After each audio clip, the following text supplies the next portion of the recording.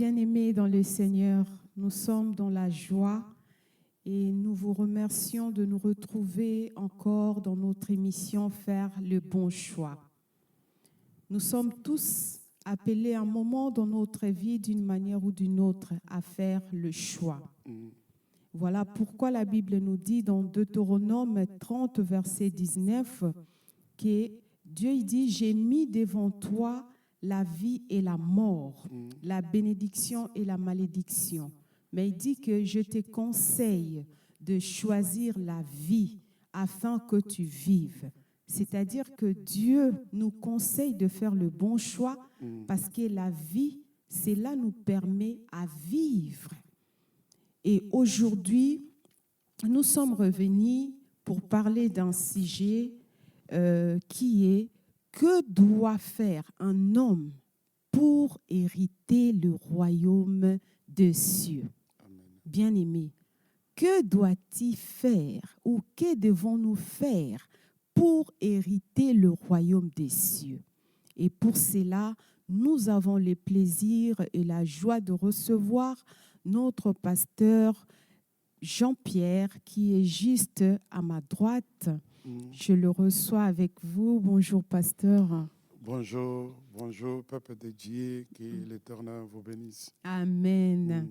Oui, pasteur Jean-Pierre, aujourd'hui, ndenge toyebi tozana thème na biso, que doit faire un homme pour hériter le royaume des cieux?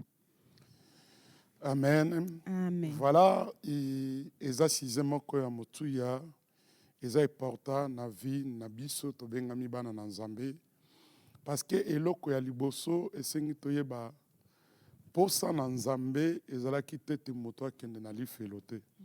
Posa na Nzambe ezali ete biso nyonso to passer moment esika moko na ye o babengi éternité. Amen.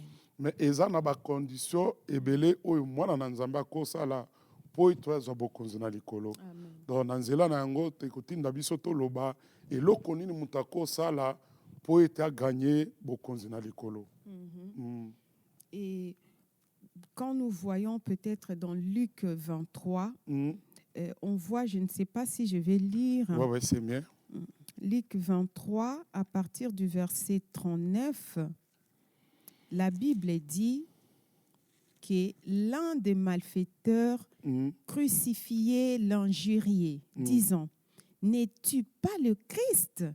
Sauve-toi toi-même et sauve-nous. » Mais l'autre le reprenant et disait « Ne crains-tu pas Dieu, toi qui subis la même condamnation? Pour nous, c'est justice, car nous recevons ce que nous méritons, c'est qu'on méritait nos crimes. Mais celui-ci n'a rien fait de mal. » Et il dit à Jésus, « Souviens-toi de moi quand tu viendras dans ton règne. » 43, la Bible dit, Jésus lui répondit, « Je te l'ai dit en vérité, aujourd'hui tu seras avec moi dans le paradis. » Amen. Pasteur Jean-Pierre, ces passages, quand je les lis, je me suis dit, mais paradis en ezala kakaboy. Parce que tozomona mutu oyo balobi aza moyibi, aza ki malfaiteur, aza a mesani ko sala batu mabe pona kozwa ba bien na bango. Mais azui pe nini o balobaka conséquence ya lisumu na ye parce que azala ki crucifié pe na croix. Mais le fait juste mutuana à reconnaître na minute wana ya suka souffle la vie na ye, si je peux dire comme ça, mbala moko bokonza likolo pepe sameli. Sikoyo, est-ce que to sala mabe poto bongwana na dernière minute ou bien toko sala vraiment ndenge nini au fait? Amen, amen. Na kumisi Nzambe na sepel mingi par rapport na passage oyo. Nalingi na banda na bandeli. Parce que émission na biso to pe passer en Nzambe ezapote to fungola banzela ebele. Tant mususu yoko zo kazo ya kulanda biso otikalana no koyamba Yesu loko akolope mobiki cité eza okazo oyo nzambe asali mpo tokopronde mpo na kokota na paradis to mpe na lola eza na sele nzela eza na nzela na Yesu. Amen. Alors na nzela na Yesu eza na processus oyo okokosala mpo etozala na accès ya kokota na bokonzi na likolo. Bible ezoba na biso ete nzambe lokwa alingaki mokili atindi mwana ne kaka moko Yesu mpo ete mutu nyonso ntango Bible ezoba na biso quiconque, c'est-à-dire que eza na condition te moto nyonso akoyamba Yesu Masiya lokola mpe kolo mpe mobikisi akozwa bomoi ya seko. Bomoi ya seko yango nzambe na bolingo na ye abongisa esika babengi kombo na yango paradis. Alors deuxième processus eza nini? Sima na yo ya koyamba Yesu Masiya lokola kolo mpe mobikisi eza na processus oyo tobengi kozala baptisé, c'est-à-dire que okomi mwana na nzambe.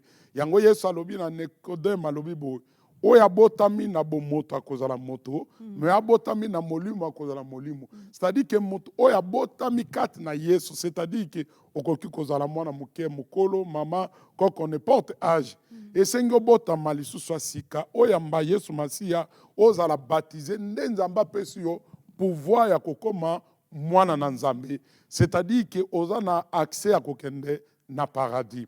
Siko nazo focaliser mpo na bato oyo aleka na baprocessus wana nyonso azwi baptême ayamba Yesu azalaka na église non esuki te mpo na kokota na paradis elingi koloba te lokolo ozwi baptême lokolo ayambi Yesu c'est bon de reste kokota na lola non. Tozongi siko na pensée aux servantes de Dieu alobi na biso to mpe atangi tozomona moyibi ka ya moyibi ezali différent na yo oyo ofekataka eglize na oyo oza na poso okende paradis moyebi processus ndenge nini okosala te mpo kota na paradis. Alors à chaque fois na mokili Bible eyebisa biso même na mokambo na mokili ekopesa biso conseil te moto asombi télévision mpo ete asalela télévision eya na processus eza na notice oyo bakotalisa moto wana mpo ete télévision na esala malamu, c'est-à-dire que il faut landa banorme. Alors biso koyamba Yesu eza na banorme oyo Yesu ye moko akokaki koétabli mpo moto soki alingi azala citoyen ya royaume de Dieu na paradis eza na baprocessus yango atindaki bayekola bokende na mokili mwimba bosala bato badisciple boasenye bango, c'est-à-dire que nzambe ayebi te kolongwa na mokili mpo koma mwana na nzambe eza na makambo esengi yo abandonné, eza na makambo esengi te yo osala. Alors ko abandonné, c'est-à-dire eza kotika babitidi ya mabe ya kala. Alors soki tolingi tolobela histoire ya ndeko oyo Bible eyebisi biso age na ye te mais Bible eyebisi biso te azalaki moyibi. Alors eloko oyo ezolakisa te bolingo na nzambe eleki nyonso. Bible ezobisa biso ete moto oyo aleka na baprocessus oyo nalobi te azwa baptême te ayamba Yesu te afekata l'église te mais desisi ya koreconnaitre mabe na ye koloba te naza dignité na mérité te yango epesaki ye accès ya kokota na lola. Nazongi na question ya servante de Dieu atuni est-ce que tosala mabe tokokota lola? Non. Koyeba vérité Bible ebisi biso bokoyeba vérité vérité kokangola bino. Alors moyibo yo po etakota na lola eloko ya liboso ayebaki vérité que Yesu azali Seigneur aza sauveur. Amen.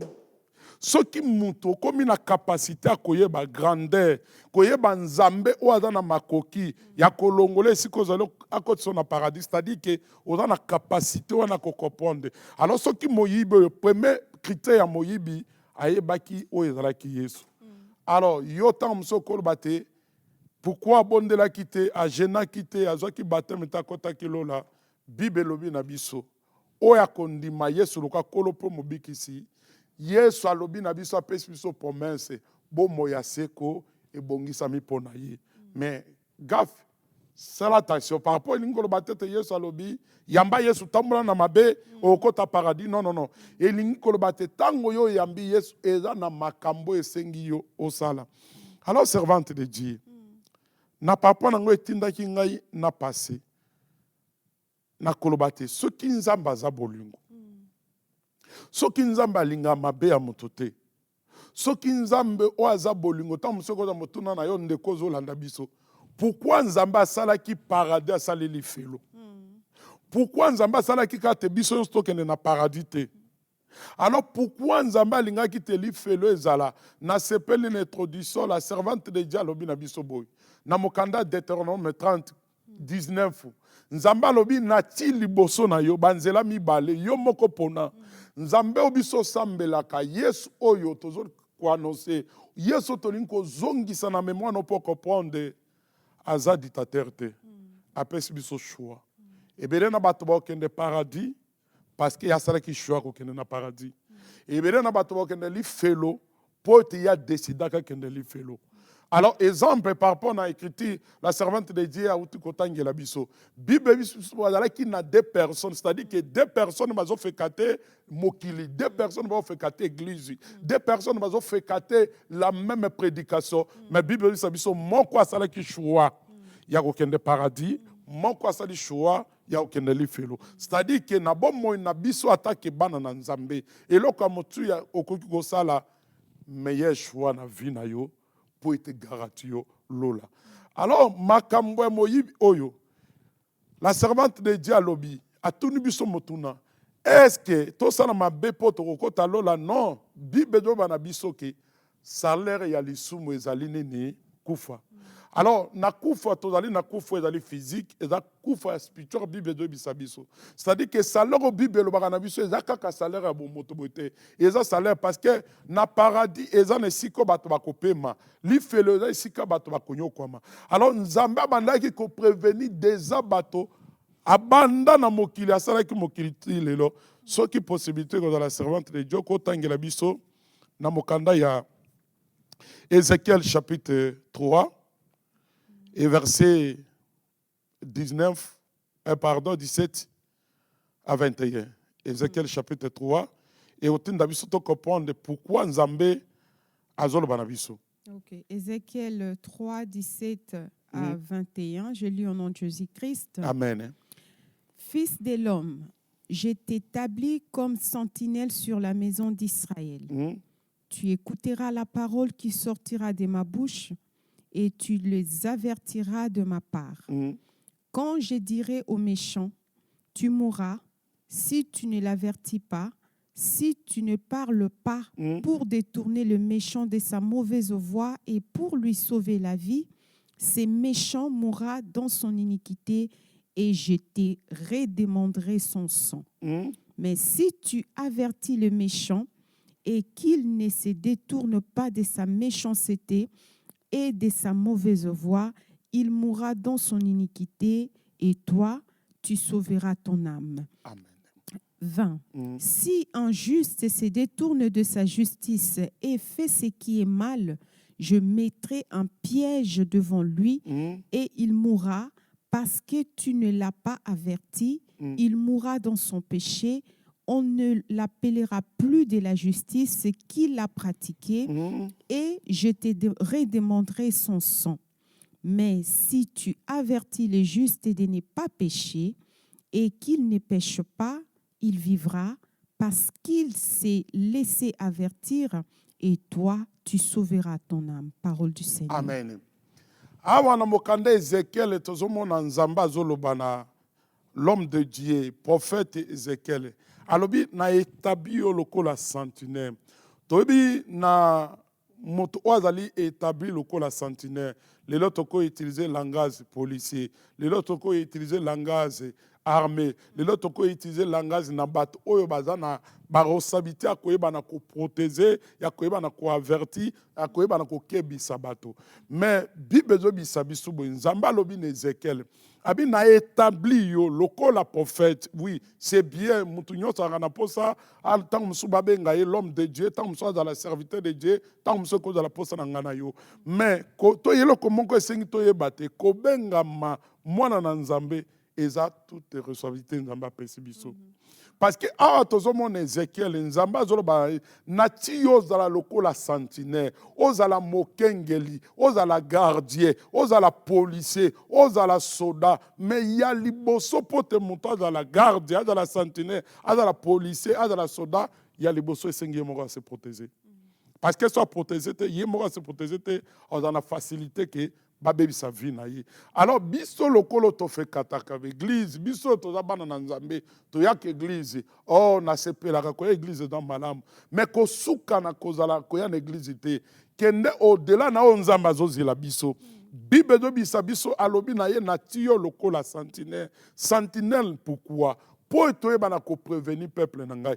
Siko soki tozongi na pensée na biso na mokanda ya Luc 23.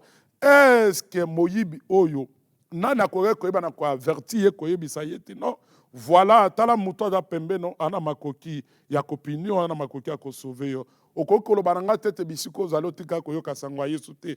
Na profite na occasion mpo nayebisa yo ndeko na ngai ya mwasi mobali koko papa mama Yesu akoya kala mingi te. Lokola to na habitude ya koloba Jésus Christ vient bientôt. C'est-à-dire que tango Yesu akoya akozwa bato oyo abongami, akozwa bato oyo baza sans maturité. Non. Yesu azwa bato ba na capacité o ba comprendre que non bon moyeza na nzela Yesu. Alors so bon moyeza na nzela Yesu, c'est-à-dire que eza na makambo esenge ngano to sala. Mais centenaire akoki ko sala mosala na ye. Mais est-ce que bato baza juste pour na ko ka centenaire? Est-ce que Nzamba pesi biso mokumba lelo ya koloba na yo bien-aimé? Nyonso zo sala okotika ngo. Nyonso na posa koluko kozwango okotika ngo. Meloka motu ya bomo ya seko. Lelo eza na ebele na bato bazo tuna motuna na sala ndenge nini pona kende na paradis. Eza occasion. Seul moyen pour sala pour kende paradis, abandonner lisumu. Kabwana neloko babengi kombo na mabe. Okoki kozala moto ozalaka na kati église osambelaka, mais soki ozali moto otambolaka na mabe ekozala difficile soki lelo Yesu aye poko talola. Na bondeli yo ndeko na ngai. Tala, tango tozoloba paradis eza esika kosakana nango te. Tango tozoloba lifelo eza esika kosakana nango te. Bien-aimé na souhaité po na yo. Na bondeli yo na bolingo nyonso. Soki eza na prier payer ko payer poto, oyeba na korite bomo ya seko. Abandonner seulement le mal. Yesu asengi biso makambo ebele te. Yesu ana posa te to sala be fort poto kota lola. Yesu asenga biso juste abandonner. Mais ya motu ya na mokande Ezekiel Bible biso Nzamba lobi boye. Abi Ezekiel orokende ko yebisa. Moto mona zotambola malamu te. Yebisa ete nzelo zotambola nango eza malamu te. Oko rate paradis, oko rate bokonzi na likolo.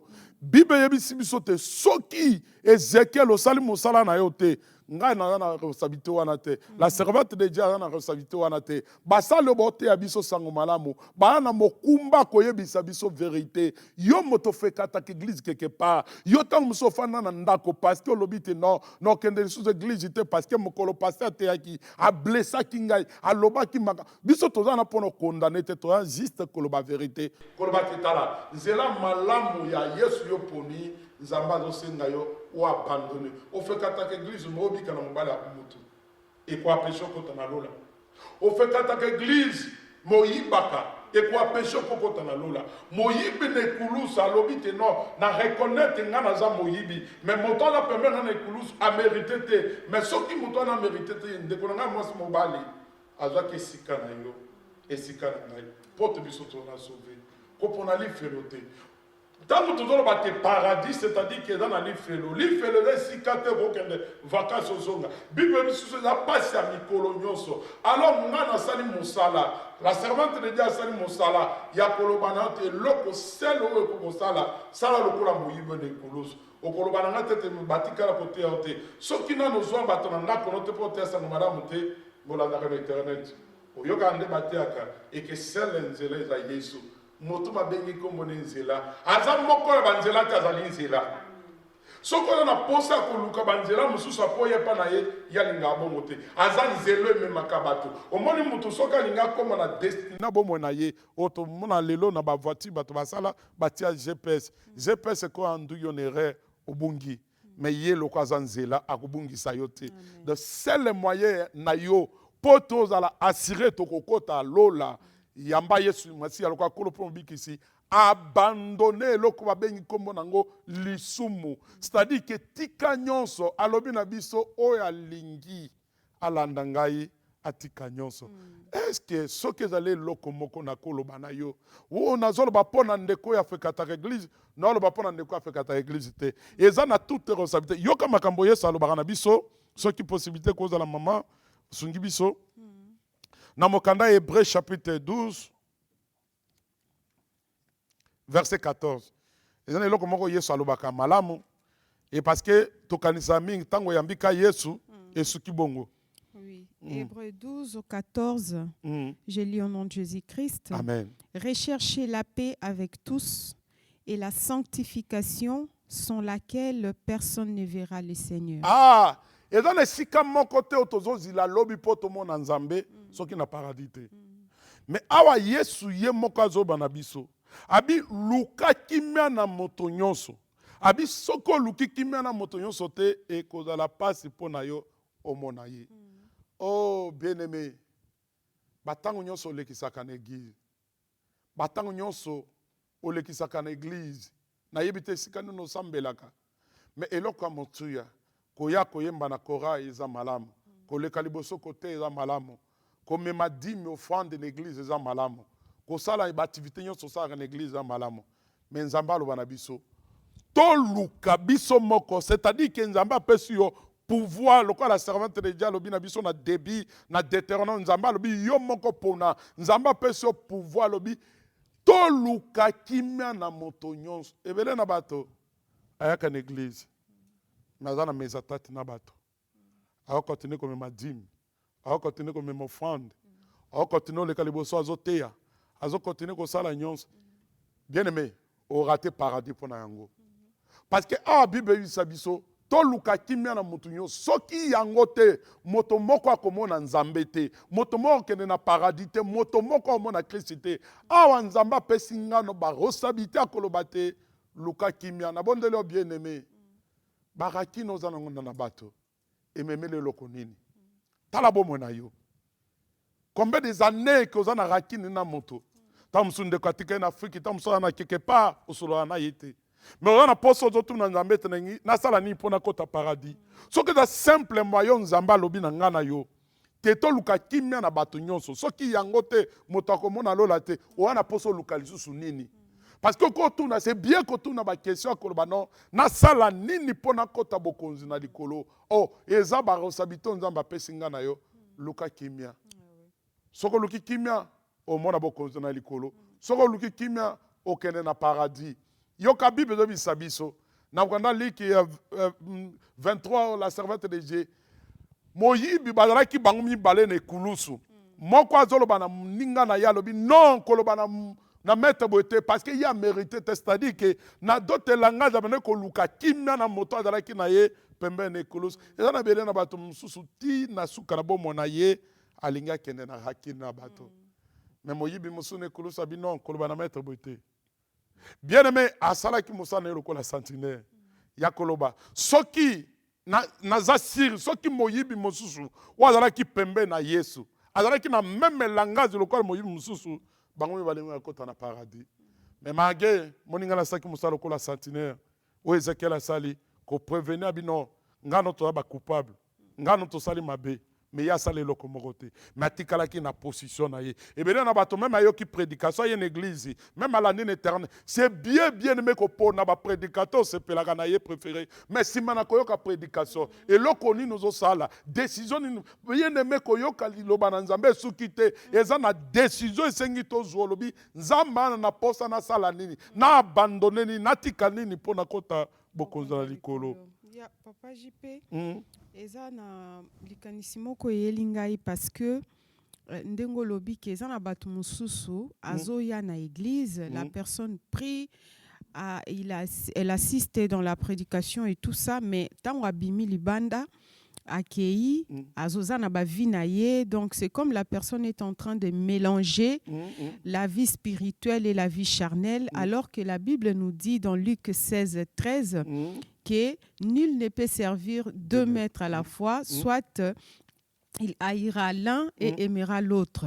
Est-ce que tant que mutu aza na kati église et que alobi ta mosusu soki nakei soit kosala baambiance na ngai eza mabe te nayebi Yesu comme mokonzi mpe mobikisi nazwa baptême d'ailleurs nga nafingaka te nasala boye te me namelaka verre na ngai ya vin ça me suffit et tout ça à mon coin est-ce que wana pe ezali mabe ou bien mususu alobi bon ngai naza mwasi ya mibale to naza mobali naza na mbongo na nga nazwaka soin bana na nga ya basi na nga nyonso mais nabalaka po ça me suffit nasalelaka bango nyonso balingi est-ce que wana pe ezali babiloko ekoempêche biso na bokonzi ya likolo ou bien comment? Oui, soki tomoni bible doyebisa biso boye soki totangi histoire ya roi Saul azalaki moto oyo abandaki kotambola na nzambe esika moko abandaki kotosa makambo nzambe alobaki na ye mais pendant que Saul a décidé kosala okote na maloba na nzambe a perdre bokonzi na ye a perdre même toutes les promesses nzambe alobaki oui ndeko na ngai likambo servante de Dieu atuni eza motuya bible elobi na biso tobakisa te tolongola te ekosala malamu par rapport na question oyo la servante de Dieu atuni totanga yango na bino toyoka makambo nzambe azoloba na biso totanga na mokanda ya Apocalypse chapitre 22 à partir de verset 18. Apocalypse 22 verset 18, je lis au nom de Jésus-Christ. Amen. Je le déclare à quiconque entend le parole de la prophétie de ces livres. Si quelqu'un y ajoute quelque chose, Dieu le frappera de fléaux décrits dans ces livres. Et si quelqu'un retranche quelque chose des paroles du livre de cette prophétie, Dieu retranchera sa part de l'arbre de la vie et de la ville sainte décrits dans ces livres. Amen. Hein? Amen. Awa tozomona par rapport à la question la servante de Dieu atuni. Oyak église, on fait katak église, ozana nyonso, mais olongola makambo nzamba loba. Awa Bible bisa moto oya kolongola makambo ekomami. Abakisi makambo susu na ndenge na ye. Nzambo biso tosambela alobi akokata, c'est-à-dire akodéchirer makambo bongisa ki pona yo lokata na baki pona Saul. Saul ayebaki na ko désobéir na maloba na Nzambe. Asala ki o ya linga ki asala. Nzamba longola ki bokonzi na ye. Nzamba botola ki promesse. O esala makete Nzamba alobaki na Saul okozala roi simana yo bana no ba ozala ba roi mais Nzamba retira ki parce que Saul ayebaki na désobéir na maloba na Nzambe. O ndeko na ngai koya na église ezate koya ka na église te koyoka makambo baloba kotiango na misala parce que okokoloba te no voilà na sala kana mabete juste na tikala nango ezata musu komela masanga existe na nango ezata non et pas na Nzambe za kolongola te ko bakisa te c'est-à-dire que mutu nyonso oya na posa kota bokonzi na likolo wana posa paradis eloko ya liboso atosa Nzambe asalo Nzambe alingi alors okoloba na nga tete non voilà na tosa ka Nzambe na makambo yo lingi oh non bien aimé pas Nzambe le kakate et pas Nzambe okoloba na ete na peso partie de reste non Nzambe biso to sambelaka kombo nazali Nzambe jaloux c'est-à-dire ana jalousie alinga te moto a séparer ye a mélanger na batote koya l'église bien aimé ezana mokumba na simanango oh la servante de Dieu no bakisa batebele bakanisa koya na église eza porte pour moto akende na paradis c'est faux parce que moyibi ne kolos a fait kataka église te mais akotaki paradis amen alors c'est-à-dire yo ya ka na église okanisi koya na église garantie zali okota lola c'est faux oh na bakisusu na ke mosika kolobate koyamba Yesu Masiya lokola kolope mobikisi eza garantie okota lola te parce que belé na bato na Bible bayambaki Yesu Masiya lokola kolope mobikisi mais na par rapport na conduite na bango elobeli na bango etamboli na bango même aussi Judas azalaki na Nzambe esika moko na Yesu esika moko langage na biso bato Bible biso te même na lola kuna 12 tango toloba 12 portes ya bapôtre Judas ate komba Judas ate parce que désobéi qui na parole en Nzambe. Désobéissance memaka kufa. Désobéissance memaka Nzambe a traché parce que awa Bible mutolo banabiso ezangate moto ya kolongola moto ko bakisa bien aimé kolongola te son Nzamba lobi tika kindumba soki Nzamba lobi te mwasi moko mobali moko soki ozo tambola na mwasi mususu quelque part ozana mobali quelque part parce que ozana nyonso bien aimé nyonso ozana ngo tikango mais un jour liboso na Nzambe otuna motuna eskali nazali. Amen. Pendant que vous parlez papa, message moko na moni est important. Na Romains 6, chapitre 13, Bible lobby, ne livrez pas vos membres au péché comme des instruments d'iniquité, mais donnez-vous vous-même à Dieu comme étant vivants de mort que vous étiez et offrez à Dieu vos membres comme des instruments de justice. Amen. Donc, on voit ici que Dieu veut vraiment que l'homme s'investisse beaucoup plus na justice, na kobanga nzambe, na crainte ya nzambe. Alors, papa Jean-Pierre, vraiment, merci beaucoup, le pasteur, pour le message. Et quel est votre mot de la fin? Parce que nous sommes déjà presque à la fin de notre émission. Naza penza na makambo ebela koloba. Na vraiment na makambo ebela koloba parce que bien-aimé, na bandeli isusu. Eza tango za vivant donc za décision, toko kende na paradis, toko kende na lefelo. Bien-aimé, na séjour de mort, balukaka isika okende te. Mais tango za no vivant de sikoko za décision ya koloba non, ngai na posa na la candidat ya lefelo te, mais na posa za la moto o ezali citoyen ya royaume de Dieu. Amen.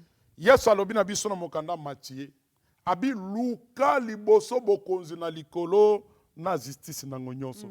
C'est-à-dire que lokwa tolobi koya na église kosala nyonso kosala posa na Nzambe ezali ete sima nango justice ezala. Est-ce que servante de Dieu na yebi olobi tozo sukisa? Mais na ningi to sukisa na mokanda Matthieu parce que makambo lobi eza motu ya Yesu a répéta ki koloba. Matthieu chapitre 5 otangi verset 8 tanga verset 28 aussi. Matthieu 5, versets 8 et 28. 8. Heureux ceux qui ont le cœur pur, car ils verront Dieu. 28. Mais moi, je vous dis que quiconque regarde une femme pour la convoiter a déjà commis un adultère avec elle dans son cœur. Amen. Amen.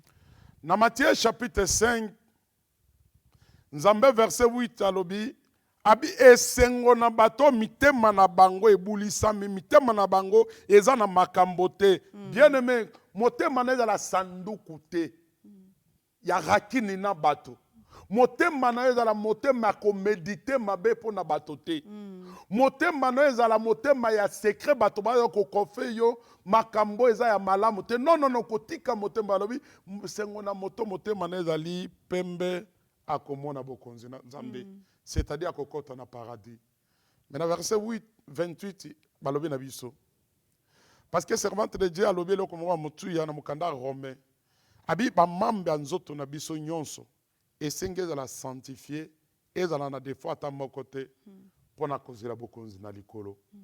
Mais dans verset 28 balobi na biso. Yo nano yo balate. Yo zali marié. Miso na mikolo nyonso na bana basi na kati église na bisiko zo tambola. Yo oyo za marié, mais mobali na yo akokate. Mibali na bato msunde ba ya motu ya koleka. Bible lobi na biso boyi. Parce que la servante de Dieu a na posa to comprendre loko ni ne kwa péché yo poko tana bokonzi na likolo te, okene na paradis te. Yesu alobi. Moïse aloba na bino.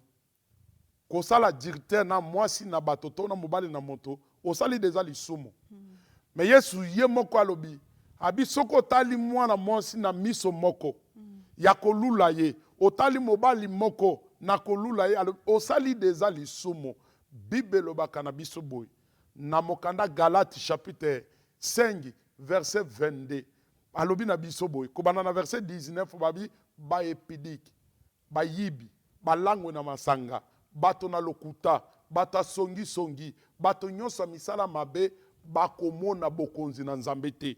C'est-à-dire que bokonzi na nzambe eza na ba critère o nzambe atiaki. Eza na makambo nzambe na posa pote ngana tosala potokota bokonzi na likolo. Alors bien aimé, na nyato na yo. Ba sacrifice osala ka kolamuka na tongo ofekata église na yo. Na yebite loko no sala na église na yo. Sacrifice nyonso sala ka tango mususu akobimisa quelque chose ya kopesa na église.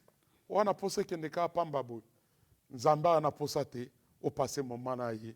Alors la servante de Dieu son ngina sukisa conseil ngezali boy. Ko sepela te seulement parce que au fait que église. Mais sepela ce qui kombone komami na buku na bomoy. Amen. Alors kombona ko komana buku na bomoy eza tango akufa no te tango za viva. Mutu oya tiki nyonso abandonné nyonso ya mabe parce que ana posa ko mona bokonzi na nzambe azala na esengo ayebite na candidat okende na lola parce que makambo yesu asenganga na tiki yango na yamba yesu naza baptisé na fekata église motema na ngeza pembe na makambo na bato te na reconnaître que yesu ka mutazali nzela lokola moyibi na ekulusu lole pesa meli yo. Mais oyo alingi yesu te okazo na ngena banondeko oyoka babeta masolo yesu na désordre menenge na yebisa yo bomwe na seko ezana nzela na yesu. Amen. Eloko muso ezate. Amen. Merci beaucoup, Pasteur Jean-Pierre. Vraiment, que Dieu vous bénisse. Merci pour votre passage. Bien-aimés, comme je vous l'ai dit, nous sommes l'Église Fraternité évangélique des Pentecôtes. En cours, nous disons Dieu est bon. Dieu est bon parce qu'il nous permet d'être là devant vos écrans pour vous parler de sa part, la parole qu'il envoie pour tous, pour nous sauver. Vous savez, c'est pour l'homme de connaître qu'est-ce qu'il doit faire, comment nous devons vivre pour ne pas manquer le royaume des cieux. Comme l'est dit dans Matthieu 16, le verset 24, si quelqu'un veut venir après moi, qu'il renonce à lui-même, hein, qu'il se charge de sa croix et qu'il me suive. Bien-aimés, renonçons aux œuvres de la chair, ce qui nous pousse à tomber toujours dans les œuvres charnelles. Dieu veut que nous soyons vraiment des enfants spirituels. Marchons dans la justice avec l'obéissance de la parole de Dieu et restons dans la volonté de Dieu. Fais ce qui est bien et c'est par là que le royaume des cieux sera pour nous. Que l'Éternel vous bénisse. Amen.